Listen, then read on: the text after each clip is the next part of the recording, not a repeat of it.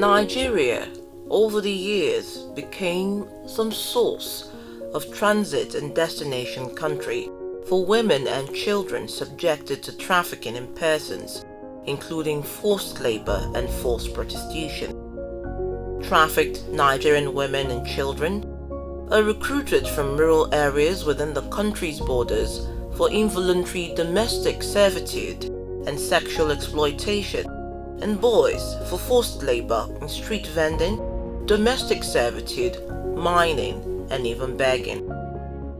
Most of these Nigerian women and children are taken from Nigeria to other West and Central African countries, primarily Gabon, Cameroon, Ghana, Chad, Benin, Togo, Niger, Burkina Faso, and the Gambia for the same purposes. Children from West African states like Benin, Togo, and Ghana, where Economic Community of West African States rules allow for easy entry, are also forced to work in Nigeria, and some are subjected to hazardous jobs in Nigeria's granite mines. It's exciting because I come to meet new people, and sometimes it helps me while away my pain. Nigerian women and girls are taken to Europe, especially to Italy and Russia, and to the Middle East and North Africa for forced prostitution.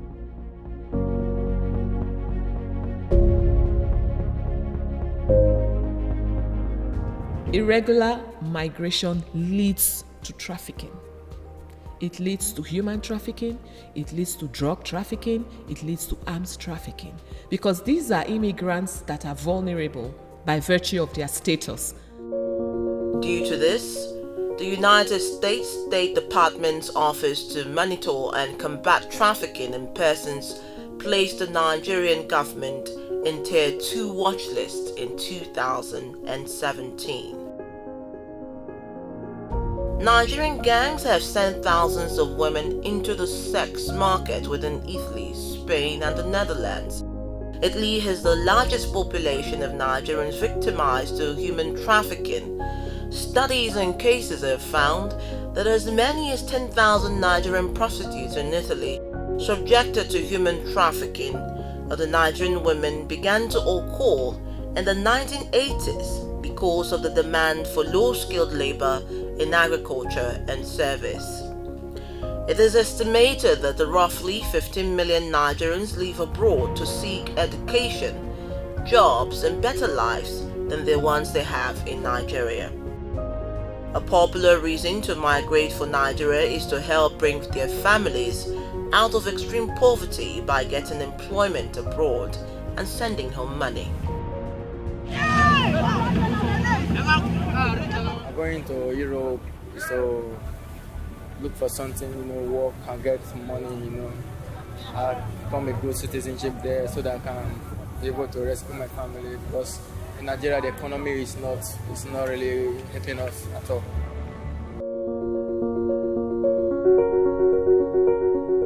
The Nigerian government, burdened by the high rising case, and agencies, including NGOs worried about this, looked at a bill to penalize and stop trafficking, which led to the establishment of NAPTIP.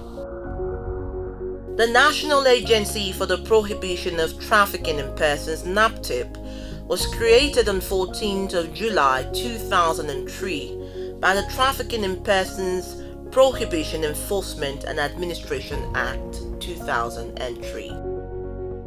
The agency became the federal government of Nigeria's response to addressing the scourge of trafficking in persons.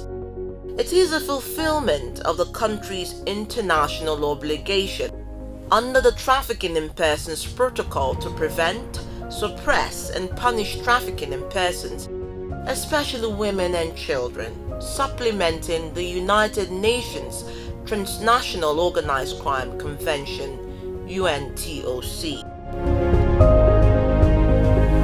We get a lot of support from our international partners, technical support, a lot of capacity building. They've been able to train a lot of our officers in the area of investigation and prosecution, which is very crucial to our work. We've also gotten quite a bit of operational vehicles from some of these international partners. Now, Nigeria became a signatory to the Transnational Organized Crime Convention and its Trafficking in Persons Protocol on 13 December 2000. Article 5 of the Trafficking Protocol enjoins state parties to criminalize practices and conduct that subject human beings to all forms of exploitation, which includes in the minimum sexual and labor exploitation. Now, Nigeria continues its efforts to protect trafficked victims. In 2009, police, customs, immigration, and NAPTIP officials systematically employed procedures to identify victims among high-risk persons, such as young women or girls traveling with non-families. Data provided by NAPTIP reflected a total of 1,109 victims identified and provided assistance at one of NAPTIP's 8 shelters throughout the country during the reporting period. 624 were cases of trafficking for commercial sexual exploitation and 328 for labor exploitation in 2009.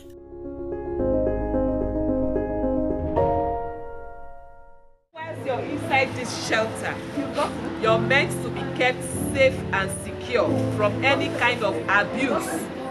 Various government agencies referred trafficking victims to NAPTIP for sheltering and other protective services. Now, shelter staff assessed the needs of victims upon arrival and provided food, clothing, shelter, recreation activities, and instruction on various skills, including vocational training, psychological counseling, which was provided to only the most severe cases.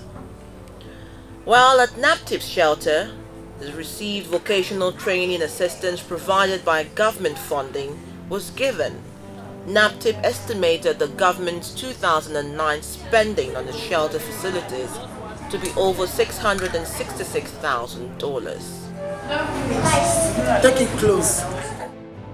The 2003 Trafficking in Persons Law Enforcement and Administration Act provides for treatment, protection, and non-discriminatory practices for victims.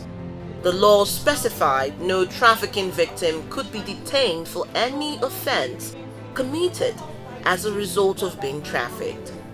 During the reporting period, the government took steps to relocate victims' quarters a considerable distance from detention areas for trafficking offenders, greatly reducing the possibility traffickers could exert undue influence over their victims.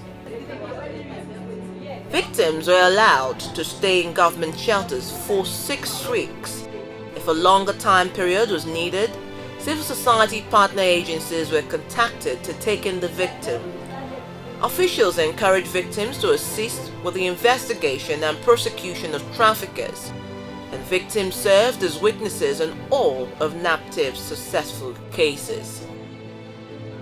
Victims could theoretically seek redress through civil suits against traffickers or claim funds from a victims' trust fund set up in 2009, through which assets confiscated from traffickers are transferred to victims.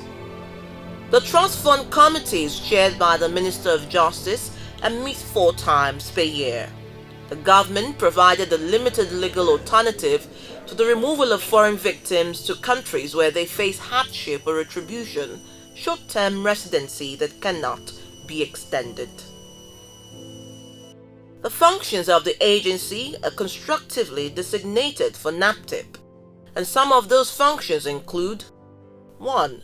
To enforce and administer the provisions of this Act, coordinate and enforce all other laws on trafficking in persons and related offences. 2. Adopt effective measures for the prevention and eradication of trafficking in persons and related offences. 3. Establish coordinated, preventive, regulatory, and investigatory machinery geared towards the eradication of trafficking in persons. 4. Investigate all cases of trafficking in persons, including forced labor, child labor, forced prostitution, exploitative labor, and other forms of exploitation, slavery, and slavery-like activities. Bonded labor, removal of organs, illegal smuggling of migrants, sale and purchase of persons were also amongst these. 5. Encourage and facilitate the availability and participation of persons who are involuntarily consent to assist in investigation or proceedings relating to trafficking in persons and related offences. 6. Enhance the effectiveness of law enforcement agents and other partners in the suppression of trafficking in persons, create public enlightenment and awareness through seminars, workshops, publications, radio and television programs, and other means aimed at educating the public on the dangers of trafficking in persons, amongst other many functions. Going forward, NAPTIP intensified its drive to end human trafficking year after year. Coming into its 15th year in 2018, the drive became an intentional, proactive, determined drive like never seen before. This was seen under the mandate of its current Director General, Dame Barrister Julie Okadonli. When they give us evidence about the criminal gangs that are Nigerian citizens, we prosecute them and we convict them. Barrister Julie Okadonli assumed office as the Director General of NAPTIP at the headquarters of the agency, Abuja. Barrister Okadonli, on Thursday, April 13, 2017, was appointed by President Muhammadu Buhari. The DG has said that Nigeria will return to the Tier 1 status on the United States of America's rating of countries compliance with the minimum standards in the fight against human trafficking. Nigeria, which is now on Tier 2, lost her Tier 1 position in 2012 based on the number of issues, including the insurgency in the country, as well as the non-compliance by some state actors and proper supervision of various sites where children were found as workers. The NAPTIP boss said that returning Nigeria to its enviable Tier 1 position remains top on her agenda in the agency. The main objective, and we are very focused on that objective, is to get these Nigerian citizens back home as quickly as possible. Over 400 came in, and we're expecting another 500 today, about 1,000 roughly today.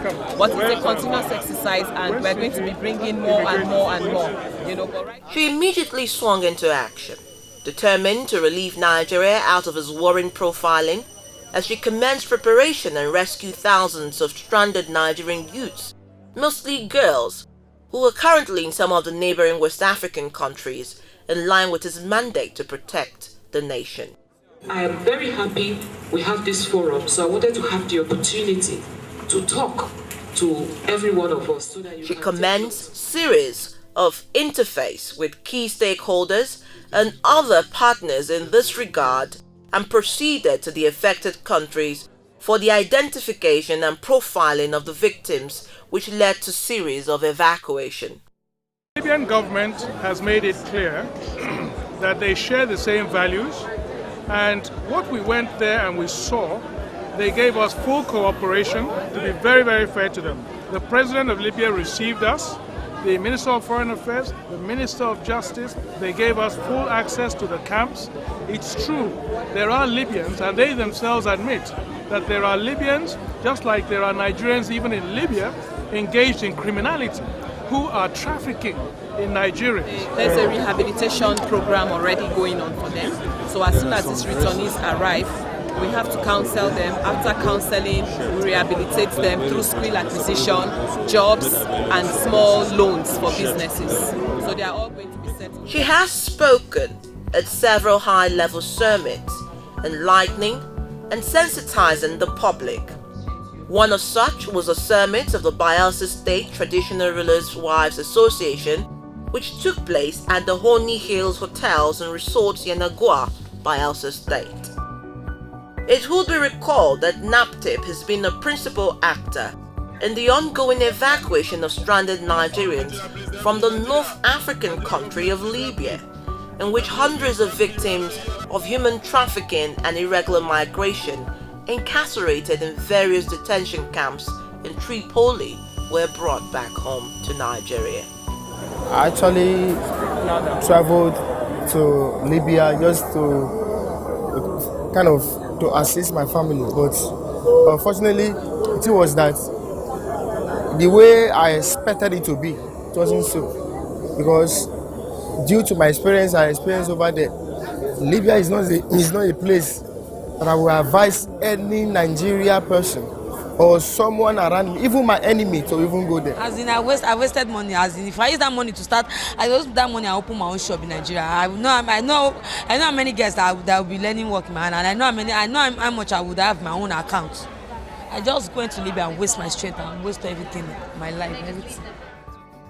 Investigation revealed that thousands of victims of human trafficking and regular migration are currently stranded in the neighboring West African countries of Mali, Togo, Ghana, and others on their way to Europe.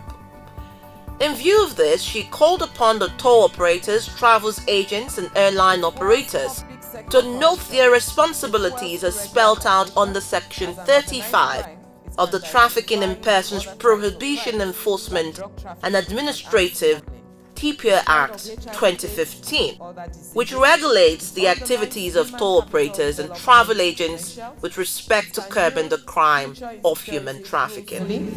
The agency acknowledges the magnitude of the menace of TIP as a collective obligation which must be done by the federal, state, and local governments, as well as the civil society and the organized private sector. Now, to enhance a more expansive route towards dealing with this, the National Agency for the Prohibition of Trafficking in Persons, NAPTIP, and the International Criminal Police Organization, Interpol, agreed to forge an alliance in the fight against trafficking in persons, especially those across the nation's borders. Interpol is an intergovernmental organization facilitating international police cooperation across the globe, cutting across 190 countries.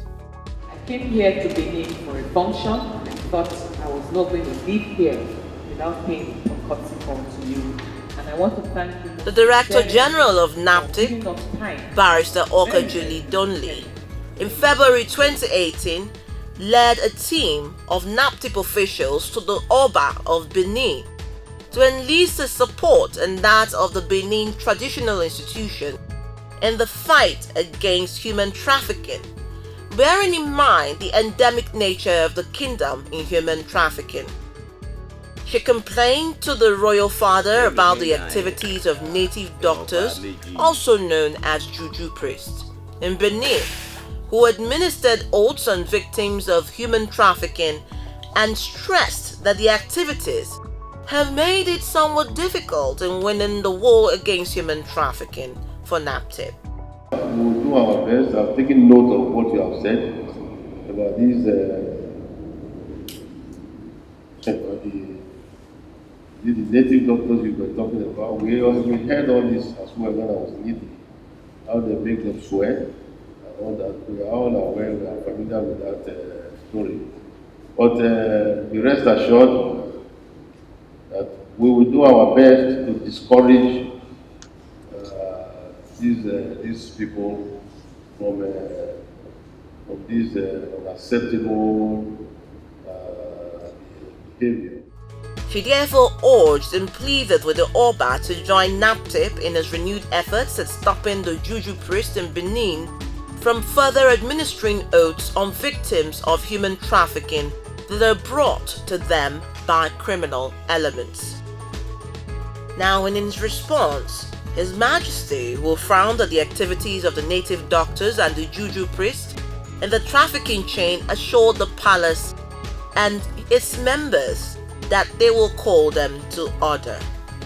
And in that regard, sir, we want Your Majesty, we want to help us to gather them together, take them to give our girls the if the madams go to them to administer oath, they should please call 92 and let's do it. That would be a very, very big achievement in stopping this from happening. We also seek your support, Your Royal Majesty. Making real his recent promise to the Director General of NAPTIP, Barrister Julie Okadonli, His Majesty Omomba Nedo Uku Apolokolo Oba Ewurare II Ogedegan, Oba of Benin Kingdom, met with all native doctors in Benin at his palace and got them to revoke all the oaths they had earlier administered on victims of human trafficking. He also placed curses on any of them or their cronies that will again get involved in the administration of oath on prospective victims of human trafficking.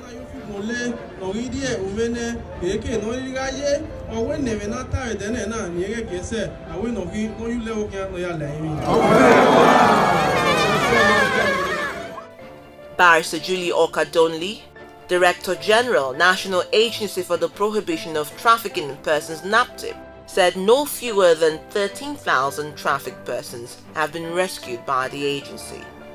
Okadonli disclosed this in an earlier interview with the correspondent of the news agency of Nigeria in New York at the premiere of a movie about human trafficking in Nigeria. The movie Mrs. Adams, which premiered at the Nigerian house, came at a time Nigerians and Africans were taking the perilous Mediterranean sea route to Europe, and was produced by Queen Blessing Itoa. You must partner with every country you can think of, to make sure that these illegal immigrants do not become victims of trafficking. Collaborating with other agencies has been the focal template in ensuring this evil is reduced. NAPTIP is in partnership with several bodies and organizations, from the Ministry of Foreign Affairs, FIDA, the British government, the European Union, security agencies, and other affected countries. The DG made a sober reflection on the issue of human trafficking using the Libyan case, and she said, and I quote, "The Libyan crisis has opened our eyes to understand that a lot of our young men and women that set out to travel to Europe did not make it to Europe. Rather, they are stuck in various detention camps scattered all over the war-torn Libya. Their living conditions are nothing to write home about, as I saw when I went there, and some of them are sold as commodities in the market." I have friends that died when they wanted to cross to Europe, Italy. I lost like 5 of my friends in Libya. She said Nigeria will not rest on its oars until this is nipped in the bud. The issue of the human trafficking in Nigeria will be nothing but history in years to come, as she pledged. It is not over until it is over. In its 15th year and counting, NAPTIP continues to show forth its determination to set the pace for Africa and to reclaim Nigeria's brand as a country where its people come first and the value for human dignity is priority and the right of every Nigerian.